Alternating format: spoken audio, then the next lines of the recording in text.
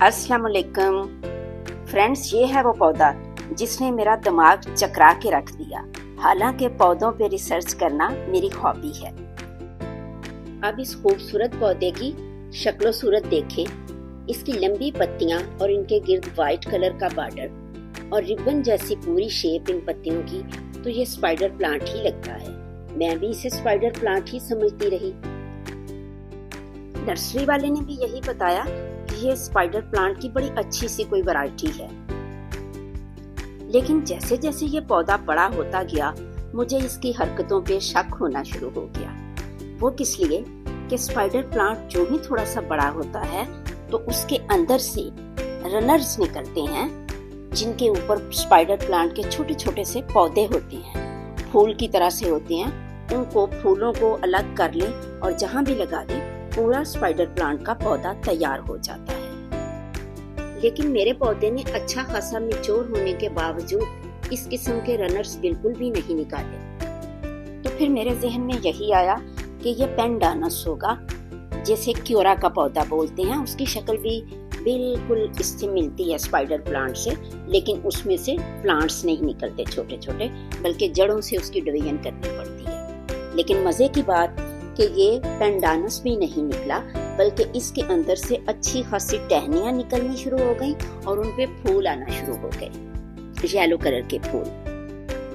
Google बार बार इसे blue flex lily बताती थी और फिर दिखा भी ये रही थी कि ब्लू कलर के छोटे छोटे फूल लगे हुए हैं, लोग बेरीज तोड़ रहे हैं ब्लू कलर की। बड़ी परेशानी हुई।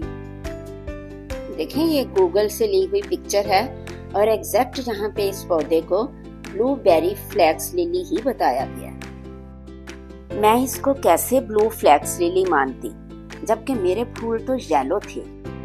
बस सिचुएशन शेर जैसी थी कि वहशत में सब नक्शा उल्टा नजर आता है। मजनू नजर आती है, लैला नजर आता है। आखिर इसका नाम ढूंढ ही लिया, तो इसका नाम है डायनेटा तस्मैनिका वेरीगेटा। इतना मुश्किल नाम? तो आसान नाम है इसका फ्लैक्स लिली वेरीगेटेड, यानी ऑफ वाइट बॉर्डर के साथ इस पे येलो कलर के फूल ही आते हैं। दरअसल इसके बीज पकने के बाद थोड़े से ब्लू हो जाते हैं, जिसकी वजह से अक्सर औकात इसे ब्लू फ्लैक्स लिली भी कह दिया जाता है।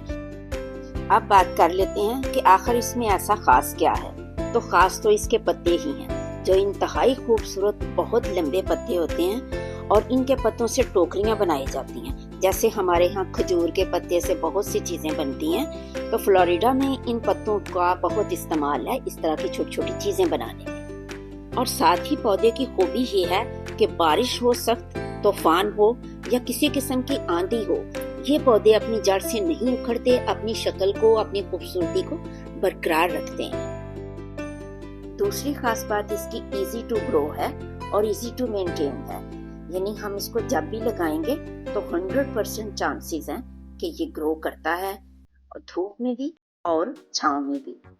तीसरी चीज इसका टॉलरेंट होना है, यानी कि ये गर्मी सर्दी हर मौसम बर्दाश्त करने के साथ साथ अगर पानी ज्यादा भी चला जाए तो इससे कोई इफेक्ट इतना गलत नहीं पड़ता।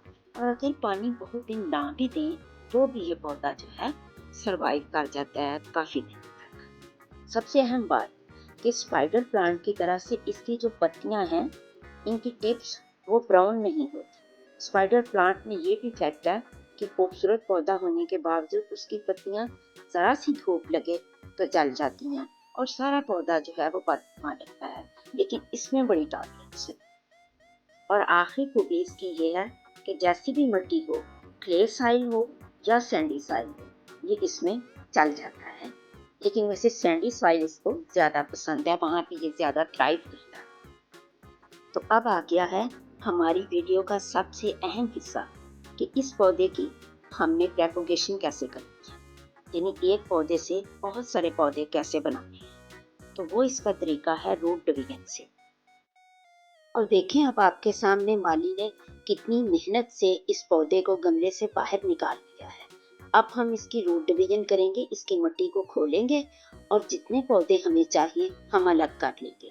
बड़ा पौधा रखना है तो 2-3 गमले काफी होंगे, वरना आप चाहें तो अलग अलग रूट्स करके बहुत सारे पौधे बना लें। जब भी पौधे की रिपोर्टिंग करनी हो या एक गमले से दूसरे गमले में पौधे को शिफ्ट करना हो तो एक दिन पहले पानी देके उसकी मिट्टी को थोड़ा नरम कर लेना चाहिए ताकि काम करने में आसानी रहे। मैं चूंकि टेरेस पे काम कर रही थी ये, तो मैंने नीचे प्लास्टिक का ये एक बिछा दिया ताकि फर्श गंदा ना हो। अदरवाइज अगर आप मिट्टी में या लॉन में ये काम कर रहे हैं तो प्लास्टिक बिछाने की जरूरत नहीं है। इसकी जड़ों का सिस्टम बहुत मजबूत होता है, तो अगर पौधा किसी वजह से डैमेज हो भी जाए तो इसकी रूट्स से दोबारा पौधा जो है वो ग्रो करना शुरू कर देता है। रूट्स जो है राइजोम्स की शक्ल में होती हैं और खासा कॉम्प्लिकेटेड रूट सिस्टम होता है, स्ट्रॉन्ग किस्म का। Thanks for watching this video.